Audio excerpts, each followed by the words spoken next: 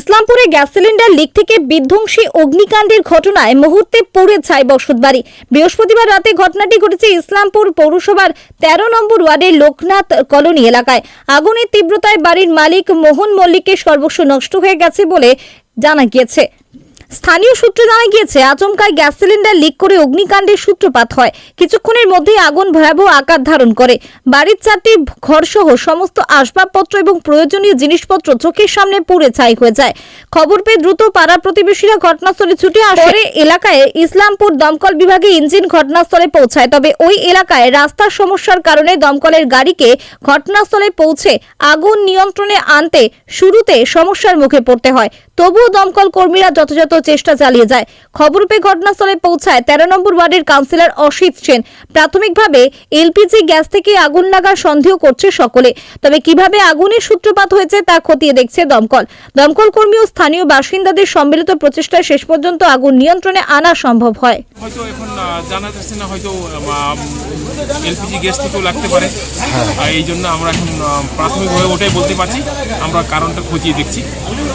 আগুন already control এসে গেছে, আমরা একটা গাড়ি নিয়ে আসছিলাম, আগুন কন্ট্রোল এসে গেছে। আর এখানকার পুলিশ প্রশাসনেও আমরা অনেক হেল্প পারলাম, আর প্লাস লোকাল যারা লোক ছিল ওনারাও অনেক হেল্প করলো।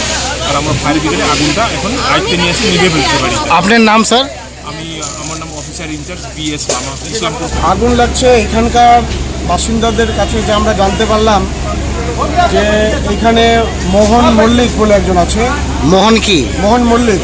আচ্ছা, হ্যাঁ। সেই ভদ্রলোকের বাড়িতে 2টা রুম ছিল পাশাপাশি, গ্যাস সিলিন্ডার দিয়েই আগুনটা লেগেছে।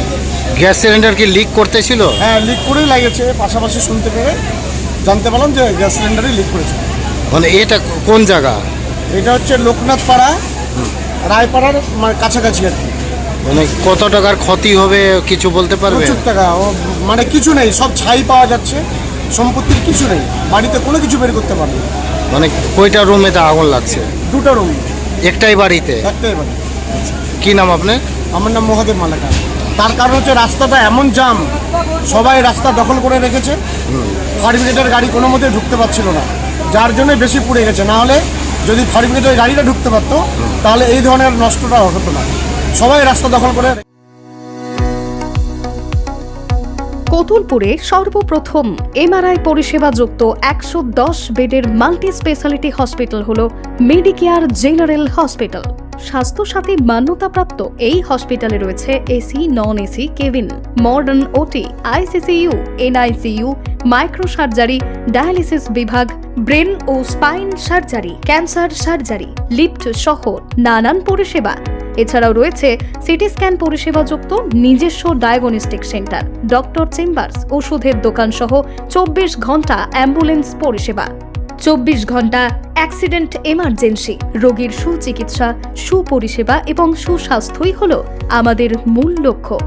ঠিকানা সরিষাদিঘি, কতুলপুর, বাঁকুড়া। যোগাযোগ নম্বর 9434216662 অথবা যোগাযোগ করুন 9732212924 এই নম্বরে।